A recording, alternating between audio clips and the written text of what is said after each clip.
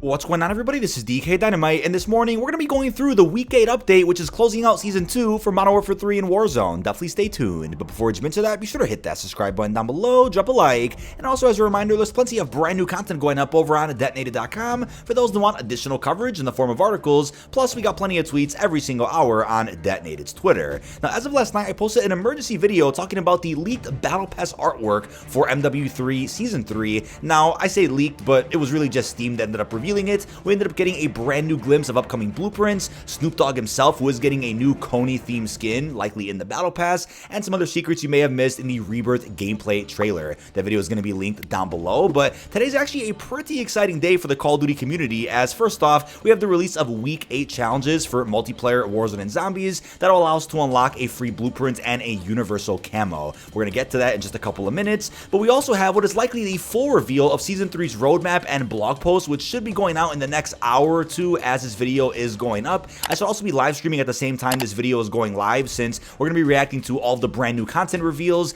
and any other surprises that do drop in the Call of Duty scene today. So quite a bit to get through, but also don't forget the Warhammer for the Emperor event has gone away as of today. That was an XP focused experience that lasted around 2 weeks, and with the end of that event also came the end of the Juggermosh LTM. Don't forget, when they initially confirmed this LTM, it was presented as just an extra mode for multiplayer, not a Warhammer collaboration, and the image they used for the promotion also just showed us regular Jug skin. So I do believe they're going to bring this mode back. Whether they also add a one-hit kill weapon in that mode again is unknown, but I do think a variation of Juggermosh will end up coming back in a future season. I'm sure this was a pretty popular experience, especially with the third-person mechanic, but yeah, we didn't end up seeing the release of that blue steel universal camo, which does seem Warhammer themed, right? You can get that Space Marine vibe all over the camo. I don't think they scrapped it because they're probably going to do maybe one more small collab at some point in Season 3 or beyond. It looks like a lot of collabs for MW3 and even MW2 ended up doing multiple crossovers across several seasons, and that's probably going to be a reoccurring theme for just about every collab we get going forward. That's just my prediction, unless they ended up scrapping that really beautiful looking camo. But today is officially the start of the Vortex Decay's Realm Challenge event. This is not an XP focused experience, but a challenge one. You have actual challenges to complete in multiplayer, Warzone, and Zombies.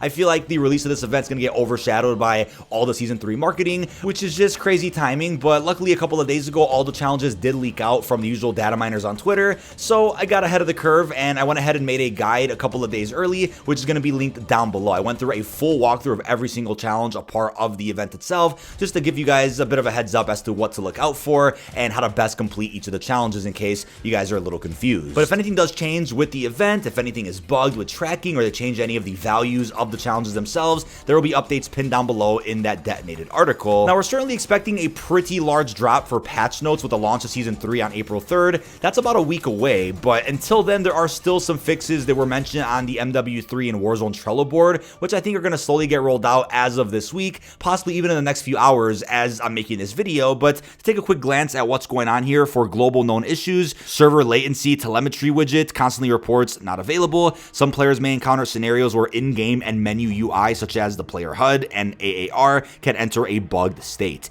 AAR is, of course, the after action report. For multiplayer, players sometimes become stuck firing after using a Wilson HS. An unintended object is near the tank garage on Quarry. And also for rank play, the time stat is not being tracked properly on the in-game CDL hardpoint scoreboard. And then for zombies, some players report losing the contents of their acquisition stashes after an exfil or entering the zombies menu, followed by lastly, player containment levels are being knocked back a tier when exfiltrating from a dark ether rift or a story mission. That is not intentional. And then moving into Warzone, latency widget, the latency indicator that appears in the top left of the screen currently does not work as intended, just like with multiplayer as we just read. PC crash report, so they are aware there are some stability issues going on the PC side of Warzone right now. But then for Battle Royale, Resurgence, Plunder and Lockdown, armor plates. They're investigating specific scenarios preventing eliminated players from dropping armor plates, issues with texture streaming, final elimination cams, weapon swapping, invisible players, squad HUD, an issue where the squad widget displays the incorrect number of players on your team.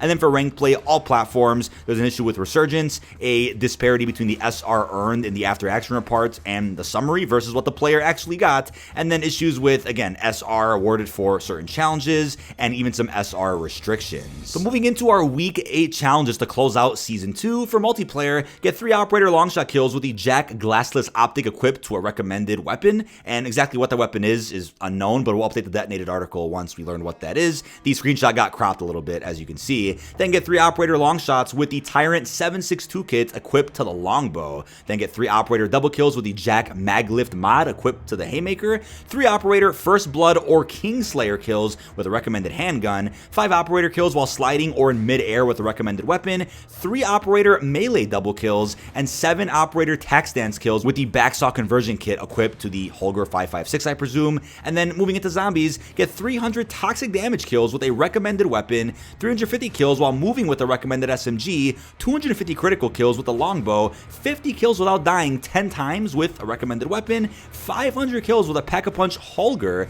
and then 250 fire damage kills with the haymaker, or 5 rapid kills 15 times with a recommended handgun. Last, certainly not least, Battle Royale. So this is an Urzikstan focused week here. They want you to open up chests in the Northwest region, the Eastern region, the Southern region, or even the Central region. You can also place in the top 10 5 different times, or complete a covert exfil. You actually can't do that right now because Battle Royale preview is not live. You can complete 15 contracts or get 40 operator kills or assist with a recommended weapon. Now, as we saw with Season 1, the Week 8 challenges typically ask you to use a lot of the newer aftermarket parts that got added in that season. Now, these challenges aren't that tedious, but as far as the easiest ones do go to complete here to quickly unlock your new camo and blueprints, I would say getting operator double kills with the Jack Maglift kit, that's not bad. Even first blood or Kingslayer kills with the recommended handgun, that's doable, especially on hardcore, but 5 kills while sliding or being in mid-air with a recommended weapon, pretty easy. 3 operator melee double kills, also fairly straightforward, and then 7 operator tac stance kills with the backsaw conversion, that's also fairly simple if you're on a pretty good map with a fair enough lobby. But if you want to go into zombies, you really want to go ahead and do it. 300 toxic damage kills with the recommended weapon, that's also not bad. 250 headshots with the longbow, you can just spawn right in with that, and none of these are really that difficult. I mean, again, 350 kills while moving, I just feel like those take a lot longer in zombies. You're better off doing these in multiplayer, but yeah, these aren't too hard whatsoever. If you want to go into Warzone, you're pretty much just opening up chests, completing contracts, but I do feel like you can get at least 5 challenges done right off the gate just by playing multiplayer. Now, the reward for beating Week 8 exclusively is the Rook Blueprint. Now, this is a skin that has been leaked out for quite some time. It actually looks pretty damn cool. It's for the HRM SMG. I'll put some nice screenshots on screen so you can see it. If you want to see the weapon inspected for yourself, definitely tune into my stream as I'll be inspecting it as soon as I can, or I'm sure some footage is going to surface on Twitter in the next few hours in which I can pin a comment down below or add it to the description. But that's cool to see an actual blueprint released through just completing 5 weekly challenges. I'm a fan of them switching it up a little bit, where some weeks you get an aftermarket part, some weeks you get a blueprint, other weeks you get a camo, or whatever the case is. I'm a fan of them switching up what the reward actually is, but this isn't a bad blueprint by any means. However, the highlight of the week is certainly the fact that you can now unlock the Rotten Inferno animated camo. Yes, it's beautiful, it's animated, and reminds a lot of us Zombies fans of the Gorod Krovi Pack-a-Punch camo. This has been a camo that we've known about for quite some time. Luckily, we were able to preview this in the game menu for the last, month and a half or whatnot. Sledgehammer's also posted promotional videos showcasing his camo off.